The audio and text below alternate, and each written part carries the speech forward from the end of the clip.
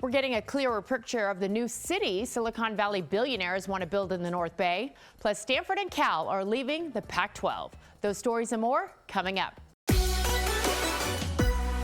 Hi, everyone. I'm Janelle Wang. Let's get you synced in. We're learning more about the plans for a new city in Solano County near Travis Air Force Base. On Thursday, California Forever, the parent company of Flannery Associates, unveiled the renderings on its new website. You can see the city would have thousands of new homes with a Mediterranean or European vibe, scenic hillside neighborhoods blending into the banks of the Sacramento River for bikers, kayakers, and fishing.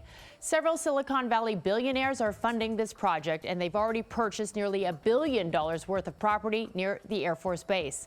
Our Jody Hernandez spoke with one man behind the land grab. Watch her full story on our website, NBCBayArea.com.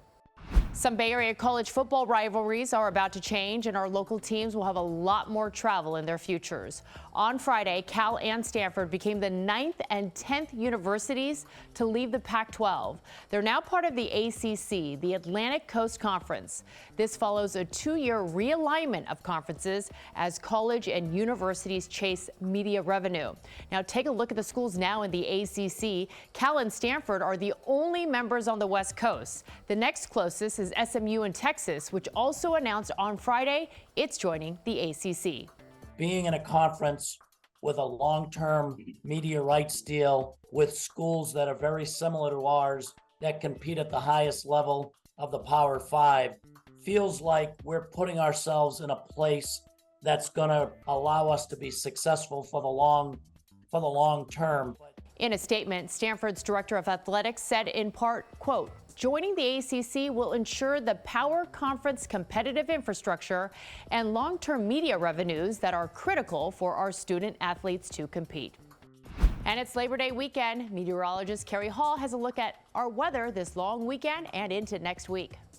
Expect a slight rain chance in the forecast, all thanks to more cloud cover, cooler temperatures as well for the weekend. Looking at highs in the mid-70s, and we're going to see a high of about 79 degrees on Saturday for many of our inland areas. And then by Sunday, it's still nice and mild with low 80s, but starting to warm up on Labor Day with mid-80s, and temperatures will peak heading through the middle of next week. For San Francisco, the weekend is looking cool, misty, drizzly with a mostly cloudy sky. Expect the high to reach into the upper 60s and morning starting out in the upper 50s. By Labor Day, we're also looking at some mild weather and only slightly warmer here as we enter into the new work week.